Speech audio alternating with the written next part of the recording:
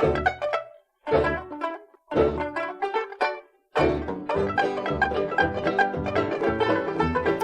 everyone and welcome back to Scandinavian Design 101. I'm Sanna. I'm Andreas and we're two Swedes and we love design.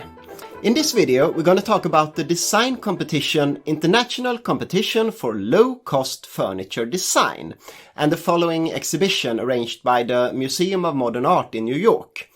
It was an important happening which influenced designers all over the world, not least in Scandinavia.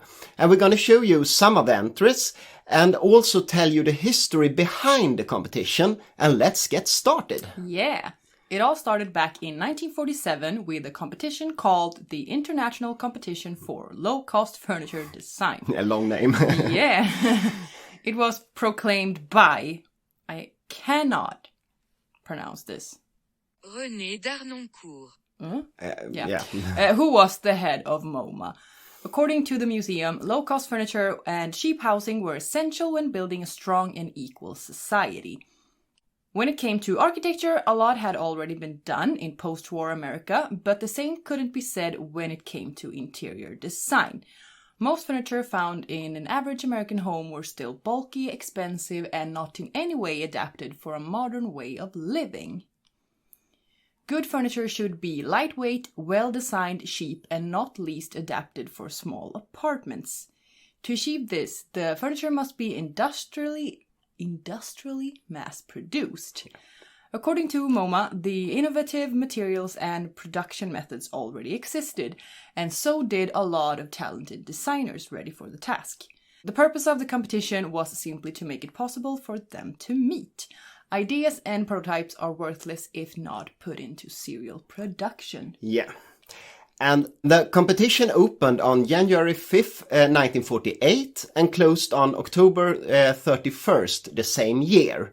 And it was opened for designers from all over the world, regardless of education or previous experience. And entries were requested in 3 different categories. And number 1, designs for seating, including upright and lounge chairs, sofas and benches. And 2, designs for storage pieces and units which contain household or personal effects or both. Contain or and then 3, designs for upholstered dual-purpose living bedroom units. And the response was massive. 250 entries came from the US and almost twice as many from, in total, 31 different countries. And this gives a total of almost 750 different entries and almost 3,000 individual pieces of furniture.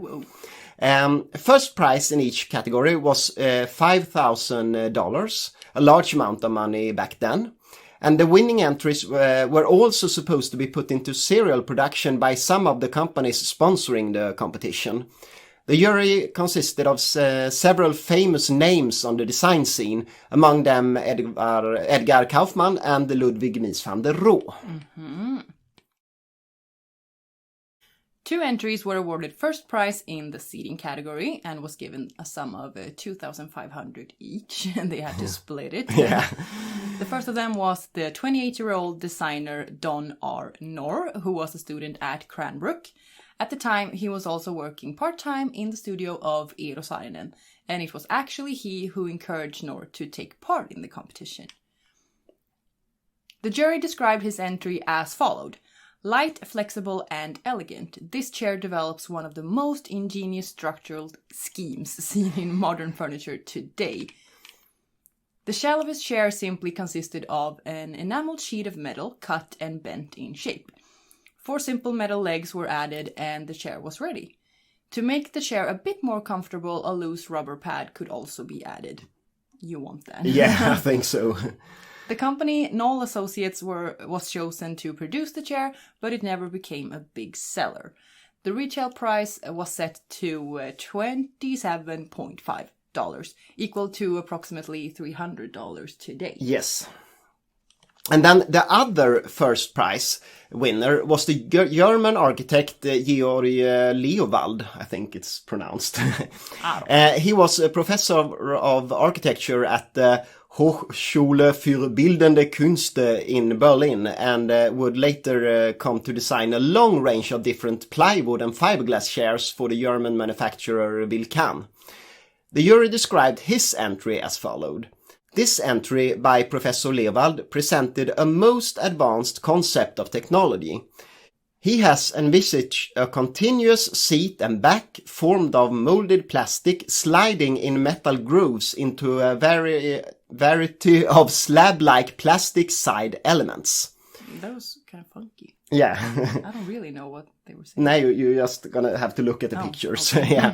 It was a flexible system of chairs and stools, and the different elements could be combined as pleased. The entry was, however, not quite finished, and a lot of technical difficulties weren't solved, and it was indeed innovative, but never put into serial production. So it's a fail. Yeah, it was a fail, but he did According win. to them. Yeah, but he did win. Yeah, but it was supposed to be mass-produced. And it wasn't. Second prize in the category seating was awarded to Charles and Ray Eames for their legendary range of fiberglass chairs. We must first of all mention that this was a team effort. The team behind the entry consisted of several skilled designers, among them Don Albinson, who was the lead designer at the Eames office for more than 10 years. Yeah. At first, the Eameses had planned on designing a series of shell chairs made from molded aluminum. Yeah. Aluminum. According to them, it was an ultimate material to use in the furniture industry due to its flexibility and strength. Yeah. Now let's take a look at the different chairs designed by the Eameses for the competition.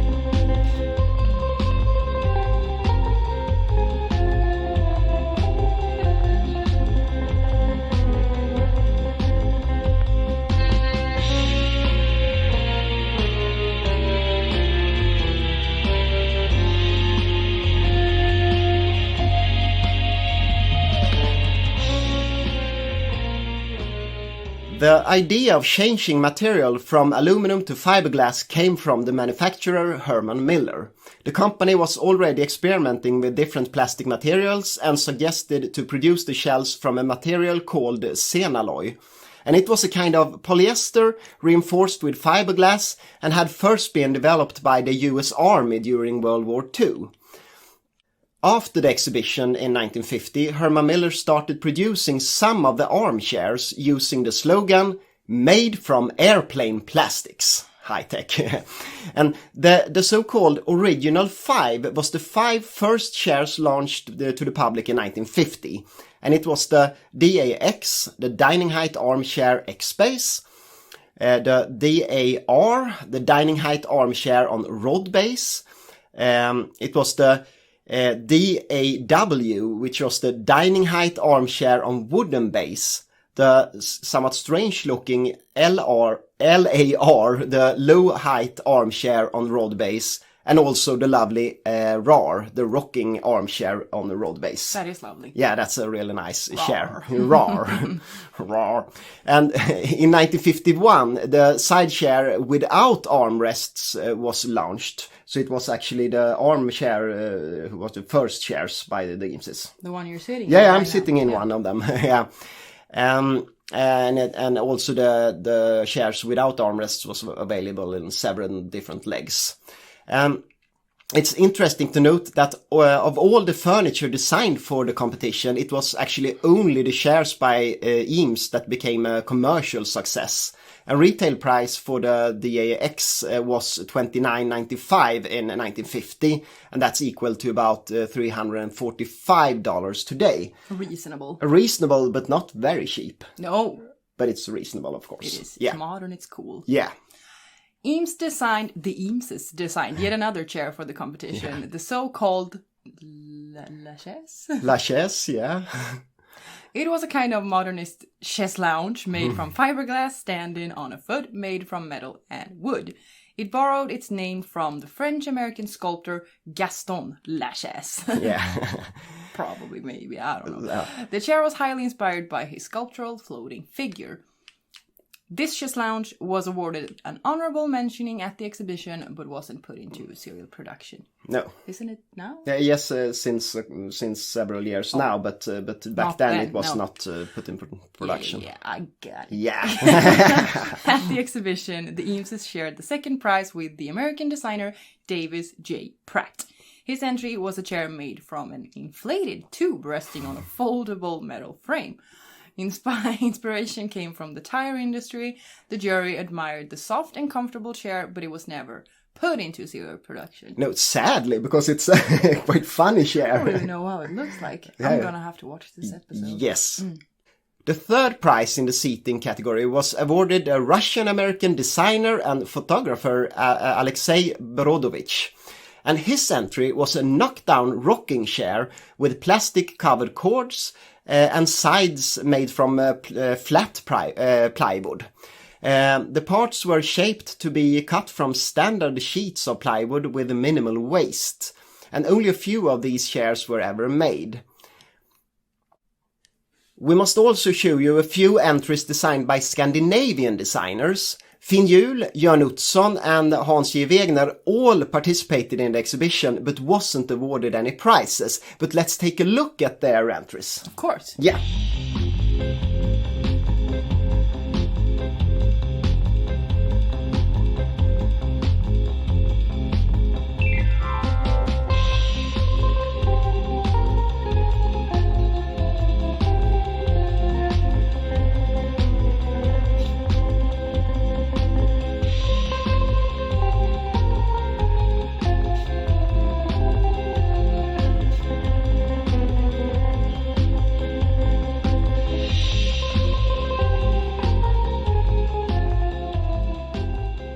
Category storage units, the first prize was awarded the British duo Robin Day and Clive Latimer. The entry was a system of cabinets standing on relatively high metal legs. The shape was indeed innovative and felt surprisingly lightweight, not least due to the tapered shape. Yeah. Sadly, these graceful cabinets lost much of their original shape when they were adapted for mass production, which was the whole point. Yeah, so they weren't actually adapted from the beginning, no. Which is a bit strange that they won a prize. Yeah, I think so, but serial production was started by the American company Johnson Carper in Virginia, but it was hardly a big seller. No second or third prize was given in this category, but a storage piece by Ernest Race was given an honorable mention. And in the third category, designs for upholstered dual-purpose living bedroom units, no winners at all were chosen. The jury was unable to find an entry of better quality than furniture already existing on the market. That's a bit sad, isn't it? Yeah, but it's a bit fuzzy what it's supposed to be. Yeah, I don't really understand. No. Well, no. Moving on. Yeah. And the winning entries were exhibited at MoMA between May and July in 1950. The promise to find producers for all of the winning entries turned out to be an impossible task and only 3 of the entries were offered for sale at the time of the exhibition. The chair by Noor was produced by Knoll, and the chairs by Eames, of course, by Herman Miller. And then the storage units by Robin Day and Latimer were produced by Johnson Carper.